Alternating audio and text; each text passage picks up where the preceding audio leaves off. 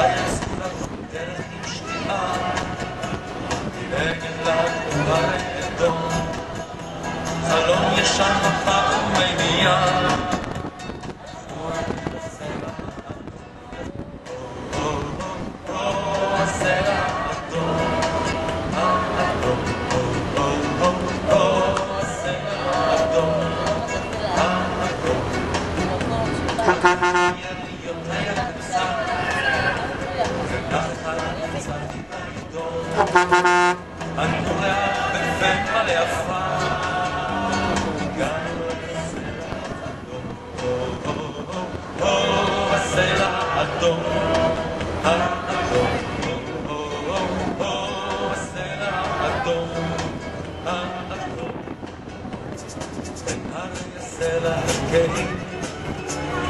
בלילה הסלע הגבוהים, לילה לילה מול ירח הפולח מאוויר, מתעורר שיירת הרוכבים.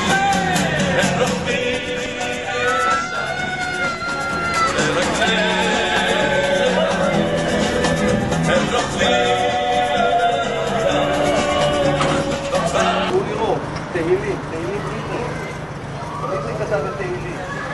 דוד, נבל, דוד, מגן דוד. יש כאן דברים שמשיגים לכם ומאירים, עושים פוקוס על דוד המלך. עברנו לשלב הבא, מה זה השלב הבא? אני רוצה שתראו שיש קשר בין הדברים. זה לא סתם מישהו מחוץ אילון, נשים את זה פה ונתקע פה עץ. לא, יש פה שכל, יש פה כוונה. שימו לב, יש לנו כאן את נס החנוכה, ואיך הוא בא לידי ביטוי? פח השמן, חרב, החנוכיה, גלויות וכן הלאה. אנחנו רוצים עוד שנה אחד.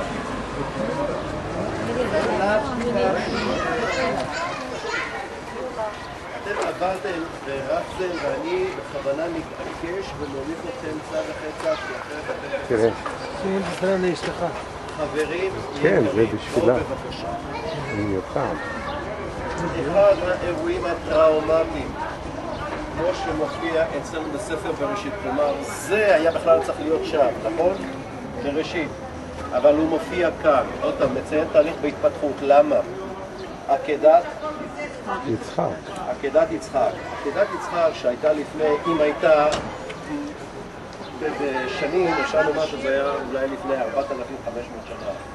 אבל עקדת יצחק מתחברת לעקדת יצחק. כן, צריך להרוג. וגם זה שואה, מה שעשו ל6 מיליון יהודים.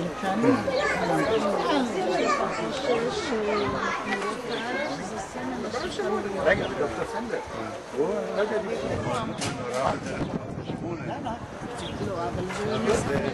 ההשוואה של השואה, כן. ופה יד שתופסת את הגדר. כן. טוב, בואו ניכנס. עם דגל.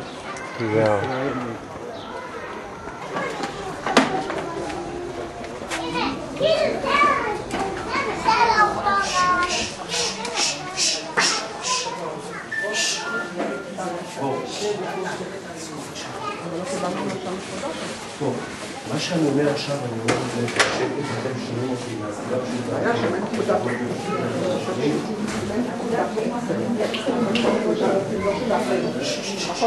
תראו, מה שקורה כאן זה דבר מאוד פשוט. מה שקורה כאן זה דבר מאוד פשוט. מה שהבנתם, כדי שנדע איפה אנחנו נמצאים, בא אדון ציון מעדכנים מתפללים. דבר ראשון שעושים כשמגיעים בארץ ישראל הוא למעשה בניית בית המקדש. תסתכלו בבקשה למעלה על התקרה, יש לכם פסיפס שלם של בית המקדש. מבט פרופיל עליון על בית המקדש. הנה, זאת הכניסה למקדש, עזרת הנשים, עזרת ישראל, ולאחר מכן המזבח, מזבח הנחושת. אז זה המקום שאליו נכנס הכהן הגדול רק מתי נכנס הכהן הקדוש, הכהן הגדול לקודש הקודש? רק ביום אחד בשנה לקודש הקודשים. והוא נכנס לשם כולו רועד ומשקשק, כי הוא לא יודע אם הוא יצא משם בחיים. אז זה כל התהליך. אנחנו נכנסנו לבית הכנסת, ואנחנו נכנסים, מה שנקרא, למקומות הקדושים של בית הכנסת לפני חצי שנה. תרומות של יהודים טובים שהגיעו איתם מצרפת, חוגגים פה דברי מצווה, באים לפה במיוחד, ואז תרמו הון קטן כדי ללמוד את הרצפה. זה אומר שהפסיפס פה הוא שונה מאחרים, כי יותר מודרני, העידוד לא אומר.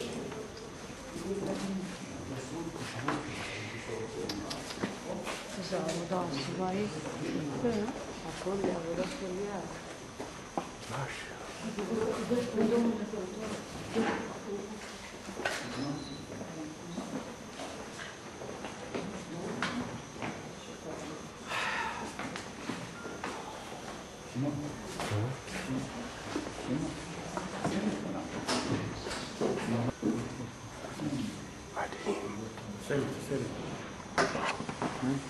טוב לכם כשיושבים?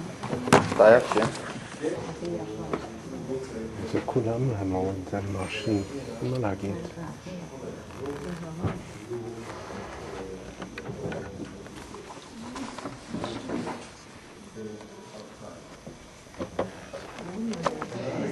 תגיד שלום,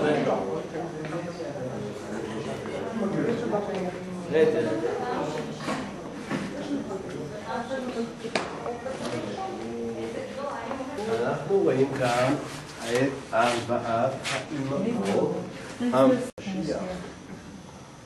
ומי זאת שמשמאל? אסתר המלכה.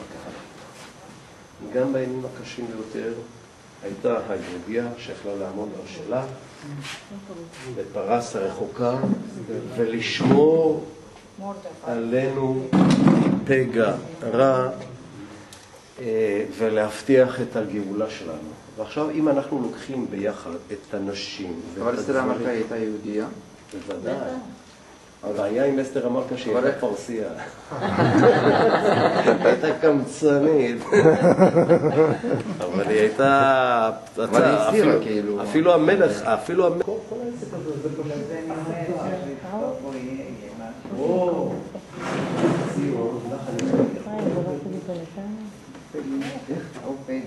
אופליה.